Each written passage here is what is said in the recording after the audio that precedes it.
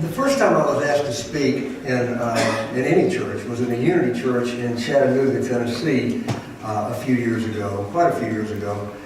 And it was one of those churches where they sponsored a coffee house. So on Saturday night, there would be a coffee house. And then usually the artist who performed at the coffee house would stay over and read special music the next morning. And so I had done that 2 or 3 times, and that's what I expected on this particular weekend. So I played at the coffee house on Saturday night, had a lovely time. The next morning I go to church with my guitar, and about 10 minutes before the service started, someone came up to me and said, "What is the subject of your talk today?" And I said, "Oh, I'm not doing the talk, I'm the special music." And he said, "Well, it says here in the bulletin that you're doing the talk, and Cozy Sheridan is the special music." Cozy's a wonderful folk artist I've crossed paths with a few times over the years. And lo and behold, the front door of the church opens and Cozy Sheridan walks in. And the fellow says, "Is everything okay?" And I said, "Yeah. Is there a quiet place I could sit down for a few minutes?" And he says, "Well, yeah, there's an office in the back." So I go in and I sit down and I take a few deep breaths and I think, okay, what is the subject of my talk this morning? and I thought to myself, well, what is inspiring me right now? What am I learning? What am I digesting and meditating on? And I had just recently read a Daily Word message about grace, about how every moment contains every possibility, and renewal, forgiveness. Every important element is present in every moment, and that's the nature of grace that permeates our lives and flows through time. So I thought, well, that's what's happening for me. So I went out and I did a talk about grace. And afterwards, we were in the bookstore, Cozy and I, and we had set up some CDs and books, as you know, as customary in a lot of churches. And Cozy said to me, "I really enjoyed your talk. What other topics do you speak on?"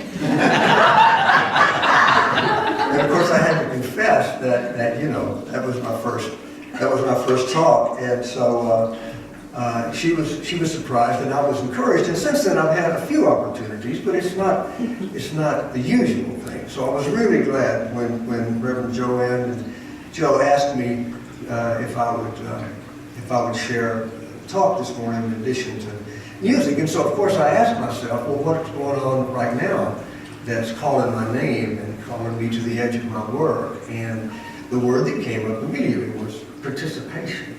And it seems like it's been coming from several different directions. I draw my spiritual sustenance from several different places and several different teachers.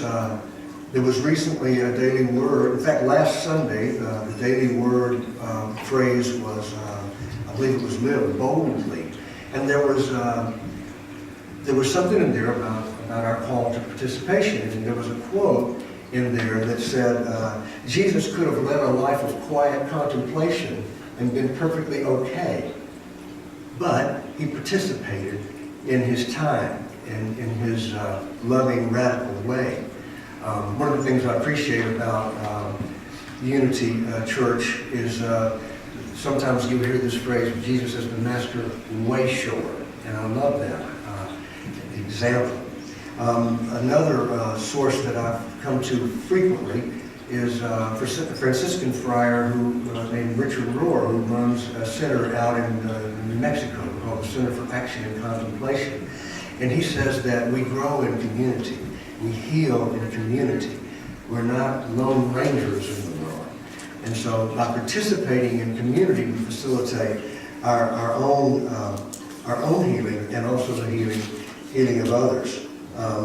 Recently, one of my nephews who went to Ireland on my trip with Joe and Joanne gave me a book. It's the workbook for Julia Cameron's Artist Way book. And I never studied her book, although I've studied similar things. And so I love doing that morning pages because I know my nephews have the book too, and it's another way that I can participate in my own colorful family. And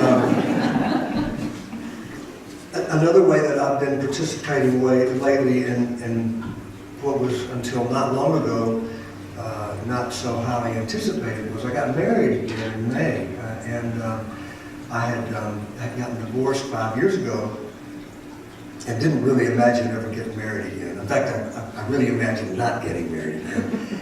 But I met this wonderful woman who's a minister at it's called a Cooperative Baptist Church in Hattiesburg, Mississippi. Well, number one, I never thought I'd live in the Deep South again. I escaped from the Deep South when I was in my 20s, and I found out you could actually leave without penalty. And here she is at this church in this little college town in South Mississippi, and I'm self-employed, and I'm portable, and she's not, so here I am in South Mississippi. You might have heard me say if you were at my concert Friday night, that when I grew up in Alabama, we used to say, thank God for Mississippi, or we'd be last in everything. In Mississippi, sometimes you'll hear people say, thank God for Arkansas. But it doesn't really have the same cachet, I think. I recently read a book that had a very entertaining but also provocative called Sapiens, A Brief History of Humankind. And it's written by an Israeli historian, a young guy named Yuval Harari. The Washington Post called him the rising rock star of the historian scholarly world.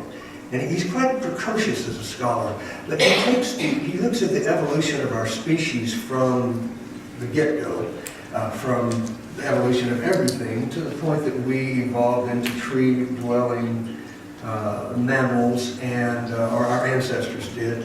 And then he begins to talk about primates, what we have in common with primates. Our closest kin, as you may know, genetically, is the chimpanzee and the bonobo, which I don't know a whole lot about them, but one of the things that really struck me about it, and why I think it's germane to what we're looking at today, is that chimpanzees tend to organize themselves into tribes. They tend to gather in groups of 30 to 50, typically, and then they don't interact much with other groups. They're fearful of other groups, or sometimes they try to dominate or run away, or chase away other groups. They have this sense of tribal connection and tribalism of us and them, of self and other. And this is something that we have very much in common with them. Now in the book, Harari talks about how we evolved with language to, well, in his opinion, eradicate other human species that existed at the same time we did. His theory is that we developed superior language skills so we were able to strategize. Like, for example, I say, now Joe and Joanne, you go on that side of the hill and I'll get on this side. We'll all have rocks, and then when the Neanderthals come down, we'll throw the rocks at them. Now, you know, and the Neanderthals, not that they were dumb, but they didn't quite have our strategies, apparently. Not to go too deep into that, but this sense of self and other is deeply ingrained in us. And I'm not here to say that it's a bad thing. But I had the thought that if all of our human brethren and sisters were one person, you could say we have a conflict. We have a conflict between that part of ourselves that we own and that part of ourselves that we don't own, or that we disown, or that we want to get away from. And so we play this out in a lot of different ways. You might remember a few years ago there was a congressman from Florida who was very anti-gay, and he was very, marriage only between a man and a woman, all that, and then it just comes out that he was gay. And that to me illustrated really well how far we will go sometimes to disown parts of ourselves that we're afraid of, or ashamed of, or uncomfortable with. We tend to exclude what we can't accept in ourselves. I grew up in the Deep South during the Civil Rights Movement, and I saw firsthand how harsh and ugly it is when we disown a part of ourselves, how we have to demonize and dominate others. It was very painful. It was a very painful time, and one of the reasons I fled from the South. I didn't want to be around it anymore. Then when I lived in New England for a while, I began to feel like, well, heck, people like me are not going to participate in the healing that's called for, then heck, who's going to do it? You know, so that was part of what pulled me back home, along with missing certain things about the soulful art of the South, and particularly music, that I really enjoy.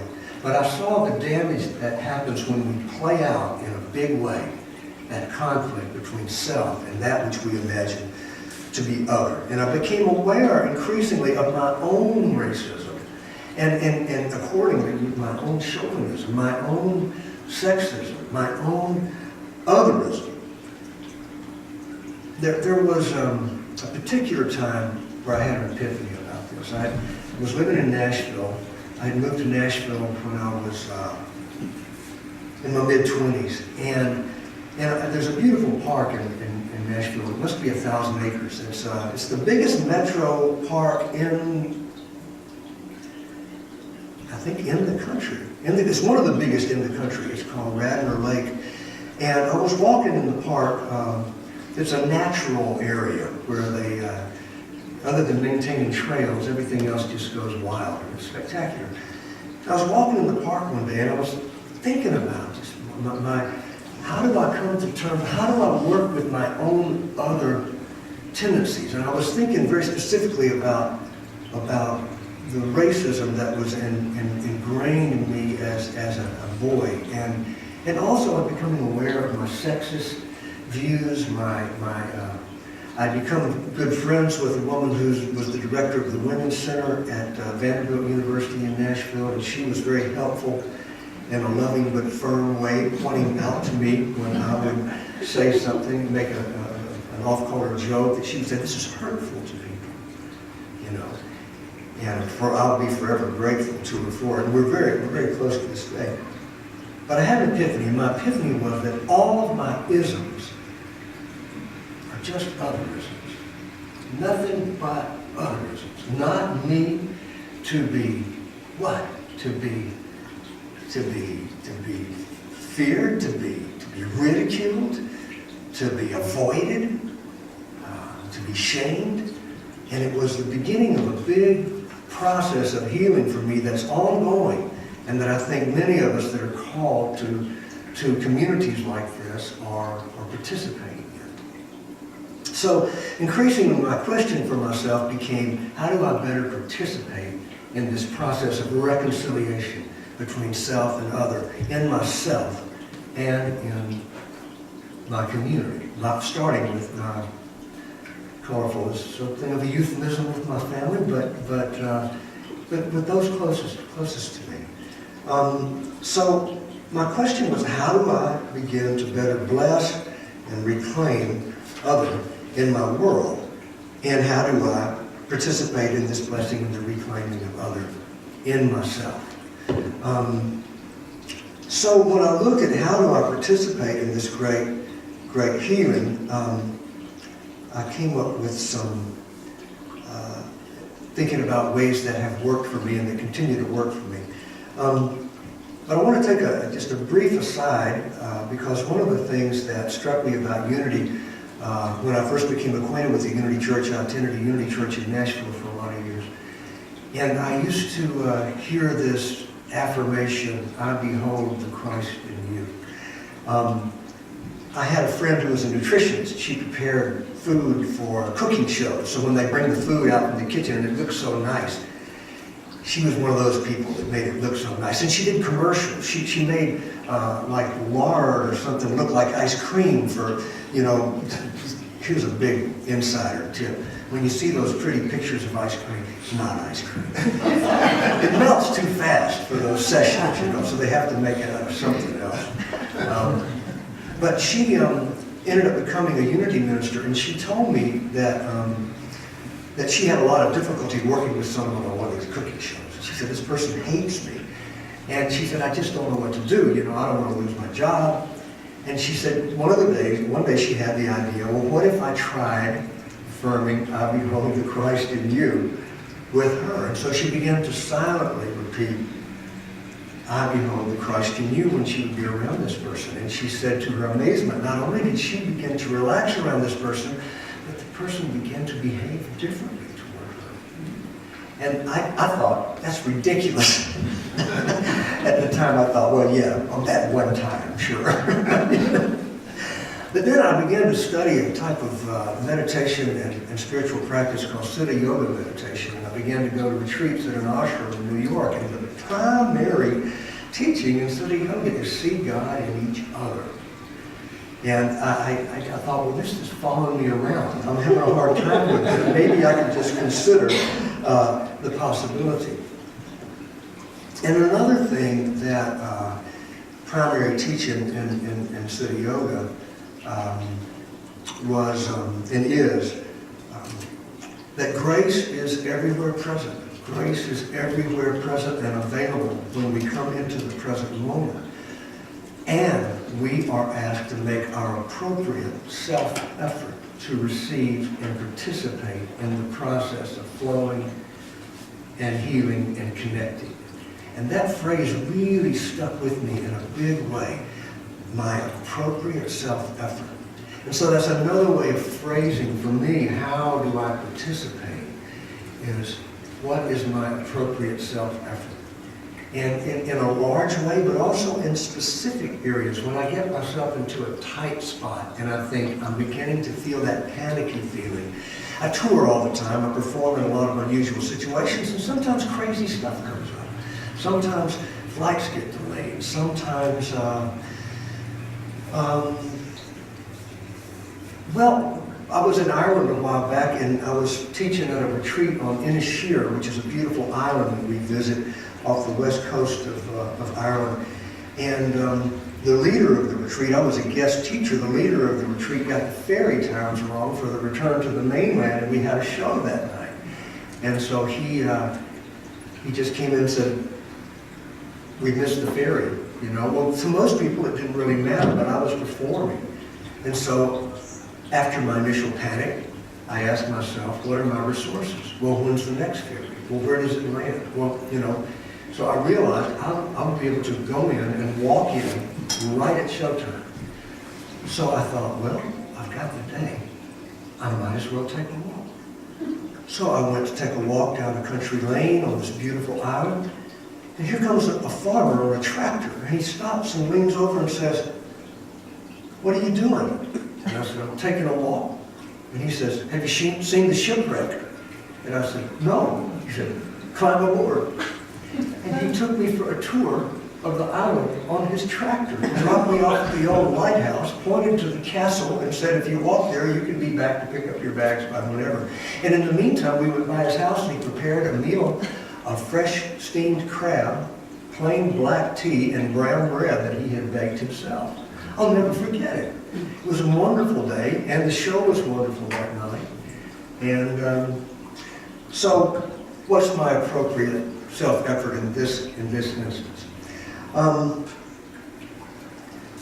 So I ask myself sometimes, what are my resources? And when I look at the resources that have been really helpful to me and continue to be really helpful, what can I share? I came up with a list of a few things. And the first thing that occurred to me is, well, we find our community of kindred spirits. Now, obviously, this is a community of kindred spirits, and we're all connected to others outside this room. And there are probably others who maybe are home because it snowed, and God bless them for that. But I know it's been really important for me. And each time I've moved, like I moved down from Nashville to Tupelo, Mississippi 5 years ago to care for my mother who was ailing, and as I was newly single, I was able to, I was the one who could do it. And it turned out to be a wonderful, in some ways very challenging time, caring for her during the last 2 years of her life. But I wouldn't trade it for anything. But when I got there, I realized I need to find my people. And so gradually I connected with the local theater community. and I connected with the people that ran the local arts center. And when they learned a little bit about me, they said, well, you've got to play a concert at the Symphony Hall. And they booked a concert, and they got me on the local television noon show, and the paper did, I said the picture of me in the paper they put was so big it scared me. I didn't really see my head that big, you know? But it was wonderful, and we had a big crowd come out to the Symphony Hall, and I felt, I found my people now, my new place. You know, I'd left Nashville, it was very disconcerting in some ways. I was there for a long time, but I found my new people. And now moving down to Hattiesburg, through my new wife and through other people I've met in music, I'm finding my community there. And I need that, because I need that kind of support and nurture so that I can continue with my own work, and I can continue with my work in the world. Spent a lot of time in Denmark, and if you think about it later and you're interested, Google Denmark and happiness. And you will find numerous articles and studies showing that Danes are the happiest people in the world. And one of the theories about why that is because they really participate in community. For one thing, they don't generally work 70-hour weeks. And they do things for fun. They do things to join with other people.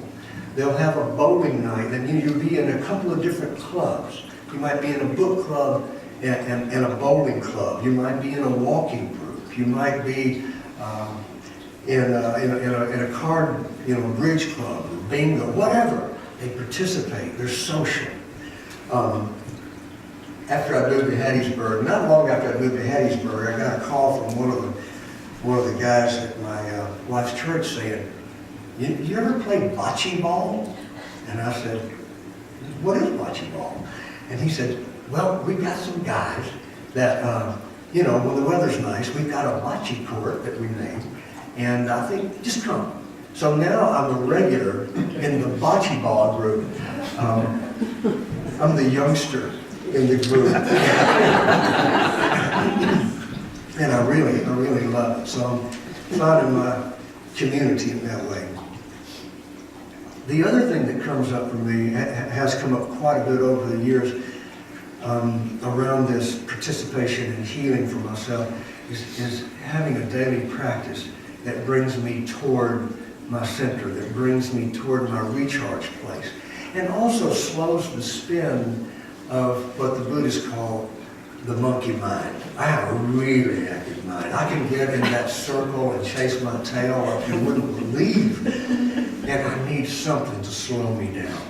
And so I found a few practices that are helpful. One of them is sitting and having a quiet time and reading something inspirational. I still read the Daily Word.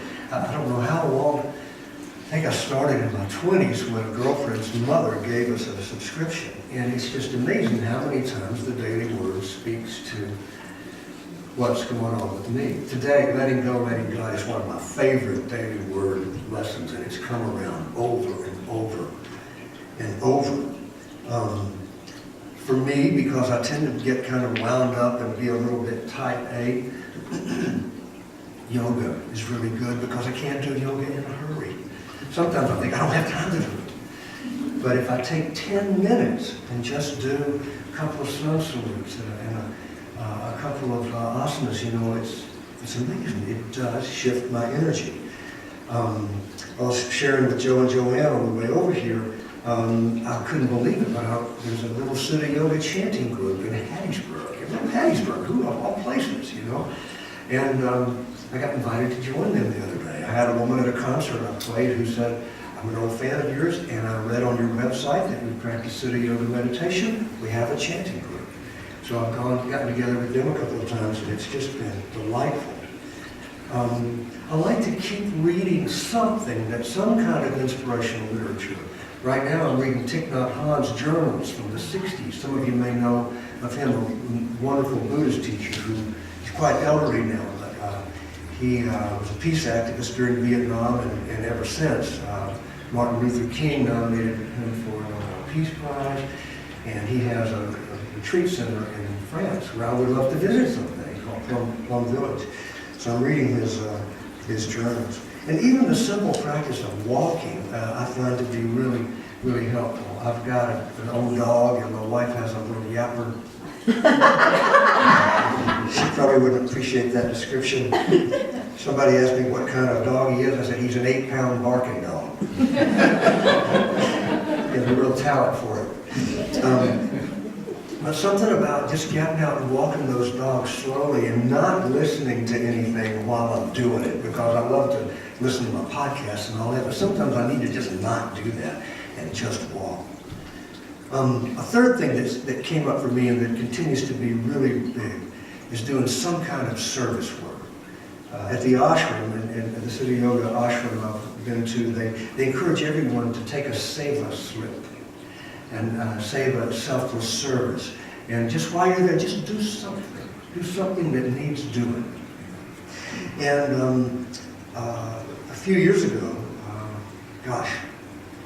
10, 12 years ago, I have a wonderful part-time assistant who helps me with lots of things like my booking, my shows and travel. And if I have a chance to do local press or radio or whatever, she takes care of that. And she's a lovely person. I sang in her wedding. But she was telling me one day, she said, I know you used to be a hospice volunteer. And I said, yeah, I miss volunteering. And she said, well, I heard about this group called Musicians on Call. And you send musicians to, they take musicians to hospitals. And you sing bed to bed and room to room.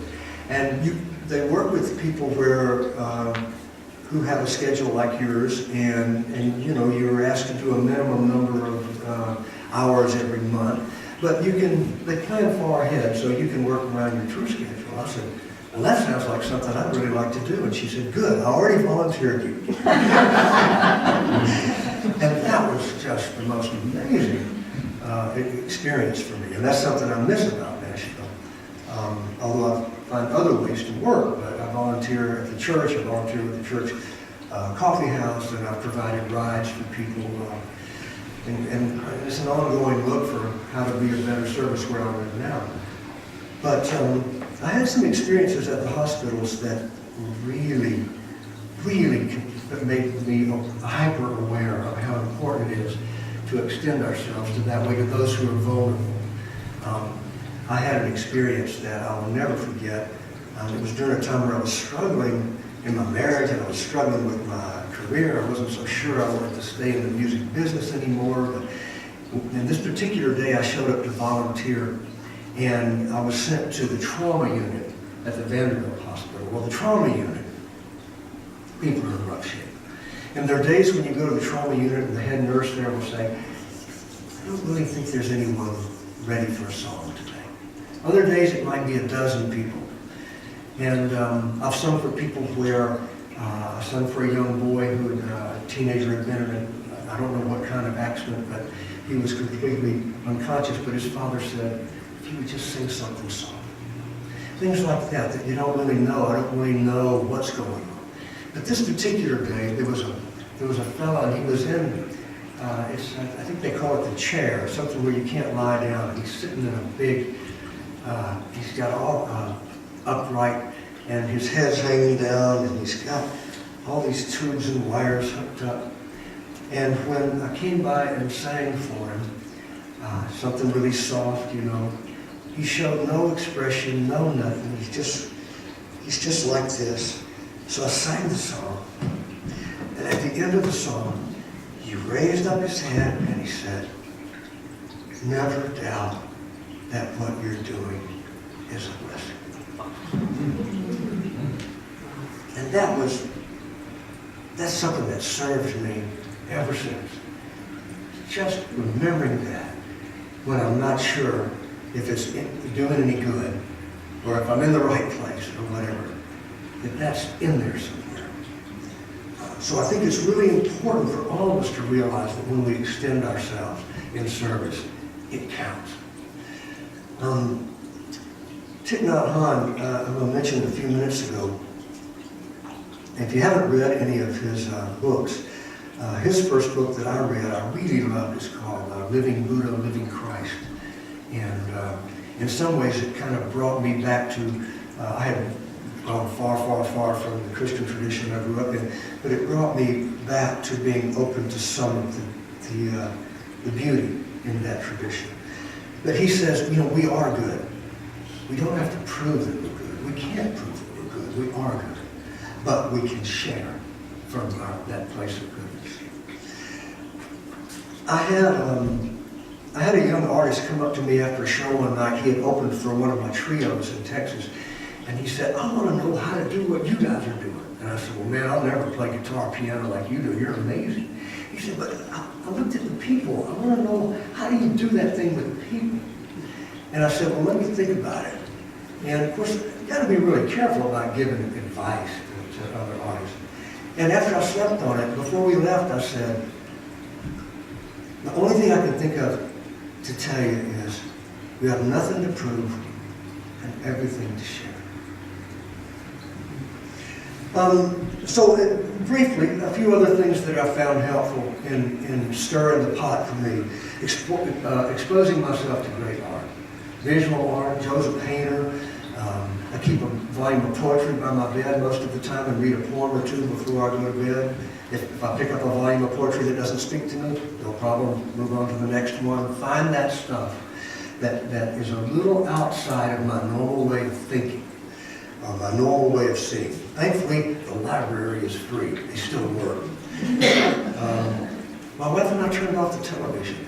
We have high-speed internet. We can stream a movie if we want to, but we just don't have the television on. It's never on. And I don't know, but I like it. I really like it. I think it's made it easier for me to get, I'm not tugged away from my heart so much. Now, I want to keep up with the news, and I try to be selective in staying informed so that I can participate as a citizen, but not in a way that makes me sick, not in a way that just, where I feel polluted. Try new things. Joe and I each got a home recording studio. There's something about staying up to the learning curve in that keeps you light on your feet because it's a challenge. A few years ago, I picked up the bass guitar and started learning it. I hadn't learned a new instrument in forever, and it's so exciting. I remember I was jamming on the bass with a drum loop one night, and a friend walked in and he said, man, that's cool. Are you recording that? I said, no, man, I'm just having fun. I don't want to think about it if it's any good. I just want to sit down here and groove. But it was something out of the familiar circle of my habitual work. Therapy and the healing arts I find to be really important. Psychotherapy has been huge for me, becoming more attuned to body wisdom and what depletes my energy and what nurtures it. Spending time in nature, walking, getting off the pavement, I found to be really, really helpful. I mentioned yoga earlier, dancing, movement. We get tight. Anything that loosens us up, I think, is really good. And last but not least, I think I need to remember that I can give myself permission to say yes to things. I love being invited to do something I'm a little unused to, like this talk. And I love being able to say, yes, I'd like to try that. I'd like to stretch out a little bit. So, in closing, I'll just say, I think the more that we participate in this reconciliation of self and other, the more we are empowered to participate in the process, and the more we're empowered to share our energy with others in the wider community. So, thank you very much for having me.